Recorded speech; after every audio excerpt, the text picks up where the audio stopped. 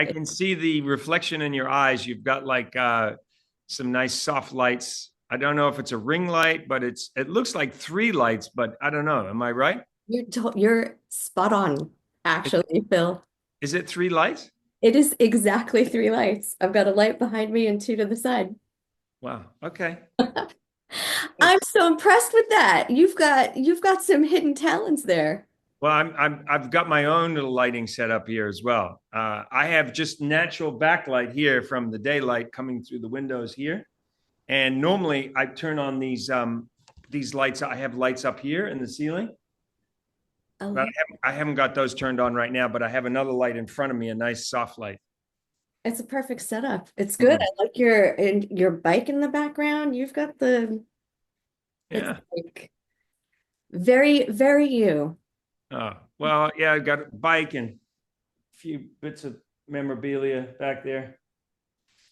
Oh, it's very cool. Well, I want to dive into season 37. My goodness. This has been an exciting season. I mean, they're all exciting, but you got to change things up this season and bring back some favorites. So I would love to hear some of the things that you were most excited about, and I'm curious about the wildest fan reactions you've gotten after making these changes. Well, fan reactions. I mean, the one that's top of mind right now is just the reaction to the non-elimination leg. Man, did that stir people up? I mean, there are people who absolutely love it and people who absolutely hate it. I had no idea it was going to divide the fan feedback as much as it has. We took it out for a few years, and I literally would say at the start line, just so you know, there's no non-elimination legs, no second chances, no chance for you to come back with a non-elimination, and I don't. I think a lot of fans just thought that it was out for good, but in a season of surprises and also just to change things up and sort of came out of nowhere, a lot of fans were like, "Wait, you didn't even set up that there was going to be this non-elimination," and I was like, "Well, yeah, because it was a surprise, right? Didn't it surprise you?" So that was the whole point. It did come out of nowhere. And just to squash any conspiracy theories about us just randomly throwing in a non-elimination leg, like, oh, you know what? We really like this team. Let's just throw one in on this leg. That does not happen. We have to, like, every single surprise and non-eliminations, they have to be decided on before we go for fairness reasons, number one, and also for logistic reasons, because we have a certain number of hotel rooms booked. We can't just sort of be like, oh, let's keep this team with a non-elimination. Well, hold on a second. The hotel's sold out. How are we going to put this team up for the night? Hold on a second. Do we have a crew to be able to cover them for another leg? Hold on a second. Have we budgeted to be able to keep another team on for a couple of days? This is not a cheap thing to just be like making random decisions about keeping a team or not keeping a team.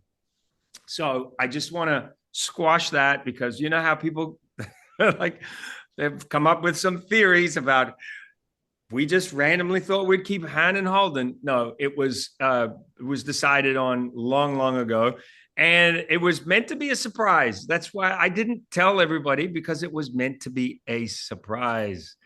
It was a season of surprises. So anyway, that one definitely got a lot of reaction. I think, as always, fans talk about the dynamic between the teams. I think it's easy for people from the outside to sort of look and judge other people because they're under a microscope about how they behave and how they are with each other. So certainly, I think this has been a real learning experience for Jonathan, as far as understanding that if you don't win, you can still feel good about how you've done, because uh, there is only one winner in any given leg. In the whole race, there's only one winner. Most people lose. And sometimes when you lose, it doesn't mean that you've done badly. If you come in second, it doesn't mean you've done badly. Or even if you come in last in a really competitive race, it doesn't mean you've done badly if you have achieved or done the best that you can do. And sometimes you just have to accept that. Most of us lose most of the time. And every now and again, we win, unless you're Usain Bolt and you win all the time. But or Simone Biles, probably more topical. But yeah. So anyway, what did you find interesting about the season? Oh gosh. I liked I think from the jump, like the fork in the road with that, like that very first episode, I was like, oh, this is gonna be interesting. Mm. The expansion on the teams, I mean, it just led to so many possibilities. I also want to know who surprised you most this season? Who surprised you the most? Not only how far they went, but actually how they played. Well, I think Hannah and Holden were probably the biggest surprise for me. A lot of times, younger teams don't do that well. They don't have the experience, the life experience, the savvy or the maturity to be able to make the right decisions, and they're just young, right? Like older teams, I find just have that life experience or that worldliness that they tend to do better. So they surprised me. Also, I thought they were going to be at each other a lot more. That maybe they wouldn't get on. In the beginning, I just wasn't sure, but they found ways to, in their own way, they found ways to be compatible. And so, yeah, they were definitely a bigger surprise for me. Absolutely. So I want to know, looking back at the history of the Amazing Race, if you could give an Emmy to the most jaw-dropping moment ever, what would it be? Well, there's no doubt that the number one moment on Amazing Race was the watermelon moment in season 17. Um, that that was just insane. I mean, and it's had probably more plays than any moment on Amazing Race. So I'm gonna say that was probably the number one moment that people talk about the most. Then, of course, you got to go down the list with my ox is broken, season 5, which is just hysterical. No matter how many times you watch that, it's hysterical. The cheese moment in Switzerland when the cheese went out of control and started rolling down the hill, and the locals, just couldn't believe it. Remember in Novosibirsk where they had to run in their underwear through the streets to the pit stop, freezing cold in their underwear. I mean, it was just ridiculous. I don't know if you remember the stand-up that I did for that. I wore a scarf and then I had the shot like this, and Yes. then the shot pulled back and I was in my underwear. um, Charlene Mirna carrying the meat in Argentina, the Cowboys when they had a speed bump and then they still ended up winning the leg. We had God, there's just so many moments. I don't know, like even going down into the Terracotta Warriors where the teams got to see the Terracotta Warriors. In Dubai, that skydiving shot. I mean, I don't know. Sometimes I sit down and I look back at all the moments, and and and and it all you have these sort of flashbacks about different things that happen over the different seasons, and yeah, it's mind-blowing how many, gosh, even pit stops. I realized the other day that I have spent 400 and something days of my life at some of the most incredible places in the world, whether it's the Taj Mahal or in the middle of Botswana on a salt pan, in front of some of the most iconic places in the world. We've had 430, 40, whatever pit stops. And that's I've spent a day there of my life, in these places. over a year. Yeah, crazy. I love to, and I think so many other fans, what they love about the show, and you've said this before, it's not just about the race, it's about personal transformation. Mm. I would love to know if there is someone over the years whose personal transformation still gives you goosebumps till today. Well, I love when we take chances with casting. Margie and Luke, Luke in season 14 with Margie, with his mother, Luke is deaf. And, you know, it is a casting risk in the sense that you don't want to cast somebody who's maybe got some challenges in life, and then that team, whether it's Charla, who's a small person, or we had Raymond, who was a double amputee. We had Bethany, who was an amputee. If you make a bold casting choice like that, there is a worry or concern that not necessarily because of their ability, but maybe they get eliminated first. And then people, some people might sort of point a finger and be like, well, yeah, because of the challenges that they have in life, and that's sort of unfair or whatever. I love that we've taken those chances. And so Margie and Luke being deaf, and then Margie and Luke coming in first on that leg in the season that they came on. It was so meaningful to them. And then I signed to Luke that he was number one. And I got a lot of feedback from people about being able to sort of connect with him in the way that he communicates.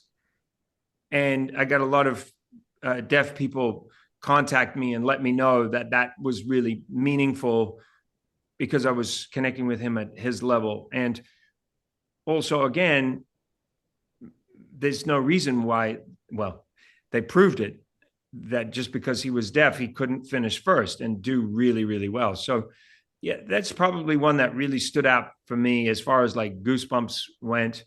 And also just that dynamic between a mother and a son. And there's a lot of parents that struggle with kids who have challenges. And I think those stories are really important because a lot of shows are about focused on perfection. And I think in our show, we've, whatever the definition of perfection is, but what I mean is how good looking somebody is, or how fashionable somebody is, or how appealing somebody is on a dating show, or how good somebody sings, or how good somebody dances. And our show has people that are so different. Some of them are the worst singers in the world, the worst dancers in the world, can't find their way from A to B, are living with challenges, are tall or short, or black and the white. They vote for Republican candidates or Democrats. We're like, where a lot of shows are about people who have a lot in common. Our cast is really a group of people who have really not a lot in common. They really are different. And I think that's the strength of the show is, and also something that's so important now, where there's a lot of discussion about what divides us. And I think our show is focused on more about what connects us. What do we all have in common? And that's the human spirit. And that also comes from us getting people outside their zip codes and going to places around the world and connecting with people that are different. And by being exposed to difference, you then provide the opportunity for more acceptance. You don't necessarily have to agree with how someone lives, but maybe you're more accepting of, well, that's not my choice, but I respect that that's their choice. And that is hugely important right now. So if anything, I think Amazing Race is more important now than it was even when we started, because we've got to get back to more acceptance and less about dividing people on people that are bad or good, and understand that there's a lot of gray. There's a lot of gray in between. Be easy if everything was like, oh, they're good people and they're bad people, but it doesn't really work like that. And I think one thing everyone can get behind is the love of your show. Mm, It does bring people together. You've been doing it for 37 seasons, about to be 38. yeah. And I could just imagine the how many lives you've changed personally through the people you've met and through the audiences at home watching. Yeah, and I that's one of the best things about being involved with the show is just hearing that from fans being stopped. I get stopped depending on the day. Like if I'm going through an airport, I get stopped a lot. The fans are always very complimentary. They let me know too when they don't like stuff, by the way. So don't think that it's all uh, all rosy all the time. They let me know if they don't like a team. They let me know if they don't like I got stopped the other day in the airport about the non-elimination. How could you bring the non-elimination back? I can't believe you did that. I'm like, okay, everybody settle down. It's like, Exciting. I know everybody's so excited for the finale too. Um, gosh, Phil, I've had so much fun talking to you today. I don't want to give too many spoilers away, but if there's anything you could tease about the well, finale. I can say that the final episode, we got hit by a weather bomb, and it was a major disruption to us and to the teams. Um, it was a very, let's just say, a very stormy finish, and made it extra challenging for all of us. And we've never had anything like that at that at that level happen. But I think it speaks to what Amazing Race is all about, which is I was talking to Julie Chen about this the other day because she was talking about possibly coming on Amazing Race with her sister, and I said, Julie, you got to understand, like when you go to the studio, when you go to Big Brother and they're in the house, it's like a perfect 69 degrees or wherever you want to dial that temperature. I said, when we're out in the real world, we have no control over the temperature, whether it rains, whether a plane goes over and kills the sound. We're not like in a soundproof studio. We're not in our own contained world. We are literally in the real world. And if we're in a country where, like if we're in the Philippines and they want to do a procession down the street and maybe we didn't know about it, and it's going to block us from getting where we need to go, there's nothing we can do about it. And that is part of the excitement of the Amazing Race, is that our studio is literally the world. It is the globe and possibly soon to be space. Maybe we're going to be, maybe Bezos is going to allow us to get in one of his rockets and we're going to go up into space for a clue. I don't know. But that's part of the excitement of Amazing Race, is it is not contained in any way, shape, or form. We just deal with whatever is out in the real world. The sky's the limit. Literally, literally. Oh, Phil, thank you so much for hanging out with us today. It was an Of course. absolute pleasure. Yeah. Yeah. Thank you. I Oh, appreciate you taking the time to talk about the show. Even yeah. though we've been on for as long as we've been on, you know, we're lucky that we're still part of the zeitgeist and people are still talking about the show.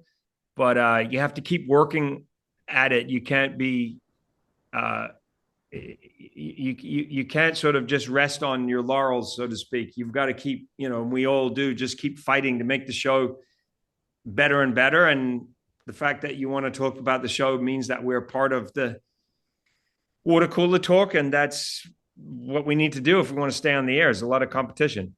It's very cool. We're all in it together, that's for sure. That's true. Take care, Phil. Talk to you soon. Okay, and congratulations on your lighting again. Thank you. I appreciate the compliment. You've got a glow. You've got a glow. We'll talk soon. Bye bye.